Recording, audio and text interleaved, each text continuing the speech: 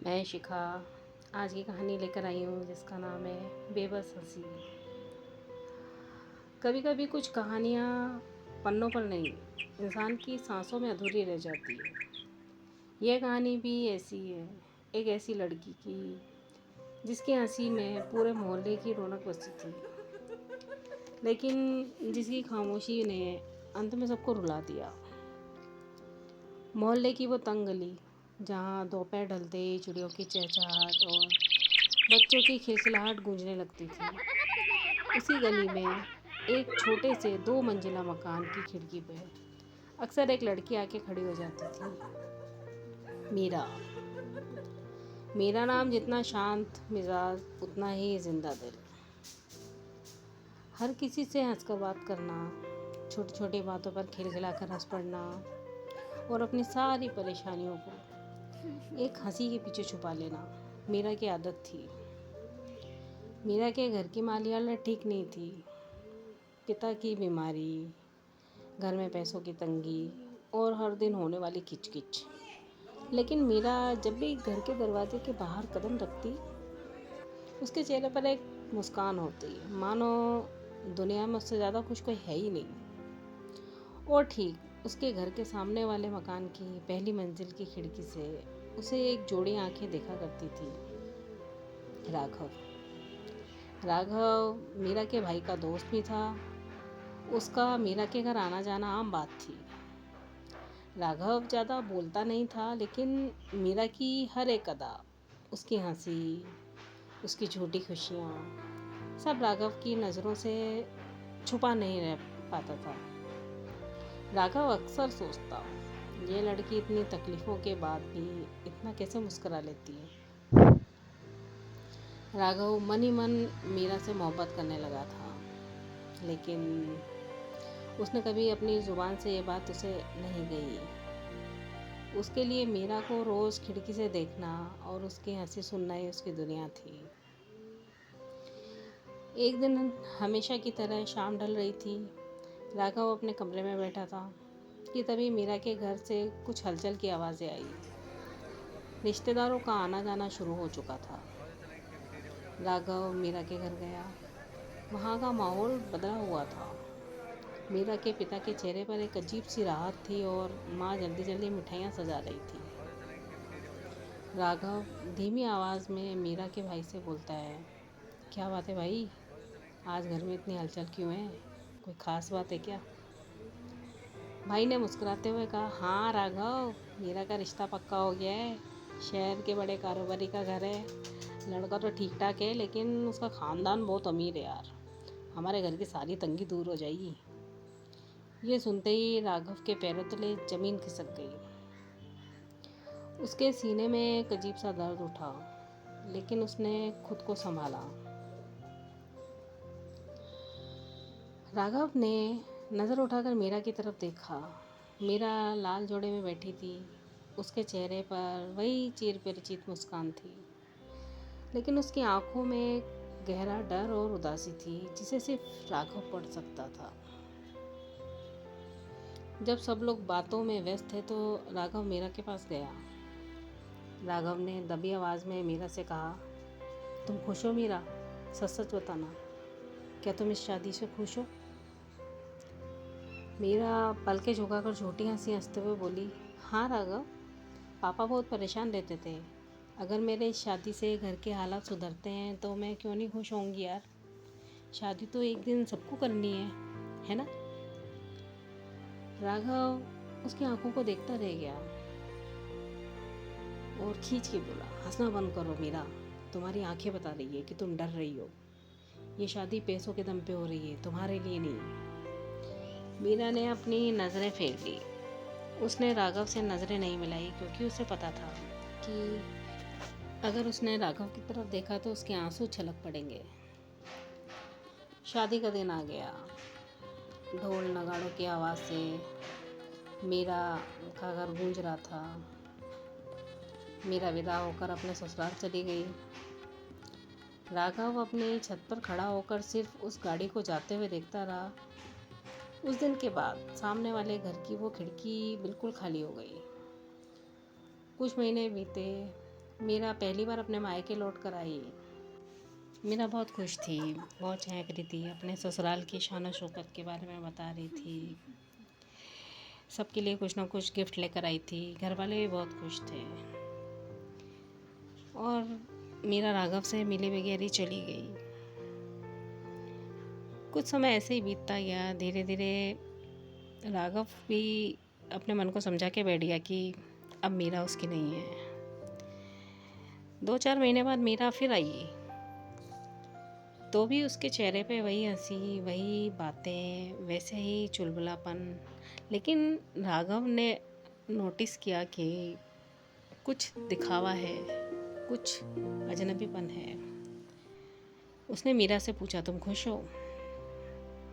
मीरा ने जवाब नहीं दिया, ना राघव से नज़रें मिलाई और हाँ बोल के चली गई। राघव सिर्फ एक हाँ से समझ गया कि मीरा खुश नहीं है। जब भी कभी मीरा अपने पियर आती तो वह बहुत चुप चुप सी रहने लगी। धीरे धीरे उसमें बदलाव नज़र आने लगा। राघव समझ गया कि बात कुछ ठीक नहीं चल रही है। एक दिन राघव मीरा के पिताजी से मिला और सीधे बात करी, अंकल जी आप देख नहीं रहे मीरा खुश नहीं है। उसके ससुराल वाले शायद उसे परेशान कर रहे हैं, या क्या बात है, किस तरह की चिंता है उसको। उसकी हंसी में वो बात नहीं है। आप एक बार उससे बात करके देखो, या उसे वापस वहाँ मत भेजो, कुछ समय उसे यहीं रहने दो। ये सुनते ही मीरा के पिता को तो गुस्सा आ गया। ऐसा लगा जैसे उनकी किसी ने तिजोरी छीन ली हो। उन्होंने गुस्से में राघव से बोला, राघव तुम हमारे घर के मामलों में दखल मत दो। मीरा को अभी कुछ महीने हुए हैं ससुराल में, धीरे धीरे वक्त लगेगा ढलने में। और वैसे भी उसके ऊपर ससुराल की जिम्मेदारियां हैं, इसलिए उसके चेहरे पर तुम्हें दुख दिखाई दिया होगा, लेकिन ऐसा कुछ नहीं है।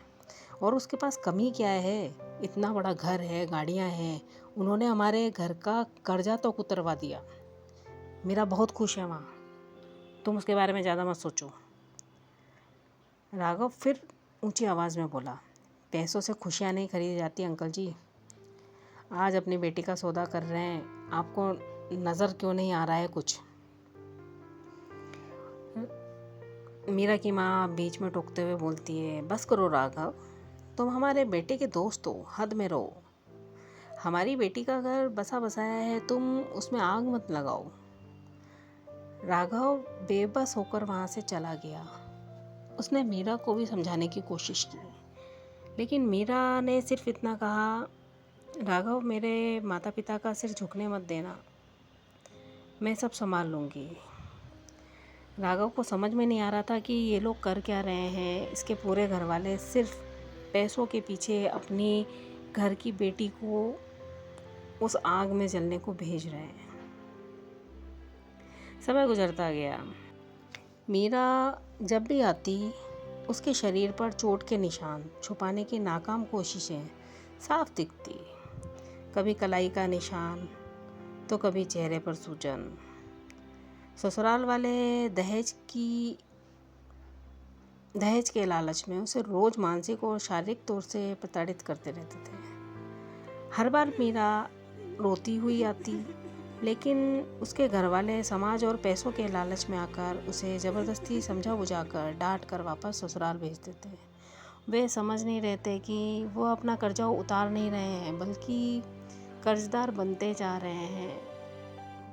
मीरा के ससुराल वाले थोड़ा देके बहुत ज़्यादा मांग लेते हैं, पर कुछ बात समझ नहीं आ रही थी। एक दिन जब मीरा को ज़बरदस्ती उसकी गाड़ी में बिठाया जा रहा था, वो फूट फूट कर रो रही थी। उसने राघव की ओर देखा, उसकी नज़रों में भीख थी, अपनी ज़िंदगी बचाने की भीख। राघव का सब्र का बांध टूट गया। वो मीरा के पिता के सामने आकर खड़ा हो गया। राघव कांपती हुई आवाज़ में, आंखों में अंगारे लिए हुए बोला, समझ जाइए अंकल जी, भगवान के लिए समझ जाइए। अपनी जिद और पैसों की हवस को छोड़ दीजिए। अगर आज आपने इसे वापस नरक में भेज दिया तो आप बहुत पछताएंगे। ऐसा ना हो कि आपके पास सिर्फ पछतावा रह जाए। पिता धक्का देते हुए बहुत ही ज़ोर से बोले, निकल जाओ हमारे घर से। हमें मत सिखाओ कि बेटी को कैसे संभालना है। गाड़ी चली गई। मीरा खिड़की से पीछे मुड़कर राघव को देखती रही और राघव सड़क के बीचों बीच खड़ा बेबस होकर आंसू बहाता रहा। मीरा के ससुराल वालों ने शुरू में तो खूब पैसों का लालच देके उसके घर वालों को खुश किया, लेकिन बाद में जो वो पैसों की मांग करने लग गए तो उसके घर वाले परेशान होने लग गए। वो कहीं से भी पैसे का जुगाड़ नहीं कर पाते थे और मीरा को धक्के देके वापस ससुराल भेज देते थे। मीरा ना तो पियर में रह पाती और ना ससुराल में। पियर में आती तो पियर वाले उसे ससुराल भेज देते कि वहीं जाओ, वही तुम्हारा घर है, हमारे पास तुम्हें देने के लिए कुछ नहीं है। और ससुराल में उसके घर वाले उसे ताने मारते कि तू लेकर के आई थी अपने घर से, उससे दहेज की मांग करते। कुछ हफ्ते बीत गए। मौसम बहुत ख़राब था उस रात। बहुत तेज़ बारिश हो रही थी, बिजली कड़क रही थी और हवाएं चीख रही थी। रात के करीब 2 बजे अचानक सामने वाले घर से चीखने, चिल्लाने और रोने की डरावनी आवाज़ें आने लगी। राघव अपने बिस्तर से बदहवास होकर उठा और नंगे पैर सामने वाले घर की तरफ भागा। वहाँ का नज़ारा देखकर किसी की भी रूह कांप जाती। मीरा के माँ बाप जमीन पर बैठकर सिर पीट पीट कर रो रहे थे। उनके हाथ में फ़ोन था। ससुराल वालों ने दहेज की आग में मीरा पर मिट्टी का तेल डालकर उसे जिंदा जला दिया था। मीरा अब इस दुनिया में नहीं रही थी। राघव वहीं दरवाजे की चौखट पर सुन्न होकर गिर पड़ा। उसके कानों में सन्नाटा छा गया। उसे सिर्फ मीरा की वो आखिरी नज़र याद आ रही थी जिसमें वो कह रही थी, मुझे बचा लो राघव। राघव ऊपर भागकर अपने कमरे में गया। उसने अपनी खिड़की खोली। सामने मीरा का घर अंधेरे में डूबा हुआ था। बारिश का पानी उसके चेहरे पे गिर रहा था, लेकिन उसके आंसुओं को कोई नहीं देख सकता था। राघव ने रोते हुए आसमान की तरफ देखा। क्यों मीरा, क्यों? तुम क्यों चुप रही? क्यों तुमने उस छोटी हंसी के पीछे अपना सब कुछ खो दिया? काश उस दिन मैं तुम्हारी बाँह पकड़ के तुम्हें रोक सकता। काश तुमने इतना तो हक दिया होता मुझे। मैं दुनिया की परवाह नहीं करता। राघव आज भी उसी खिड़की पर बैठता है। अब ना सामने कोई हंसी है, ना वो खिलखिलाहट। बस एक अधूरा प्यार है, एक गहरा पछतावा है और उस खिड़की पर हवा में तैरती मीरा की वो आखिरी चीख, जो राघव को हर रात सोने नहीं देती है।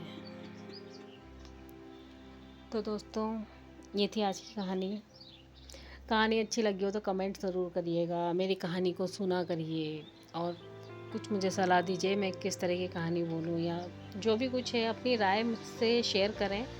तो मिलते हैं अगले वीडियो में, तब तक के लिए बाय बाय। फिर मिलेंगे चलते चलते।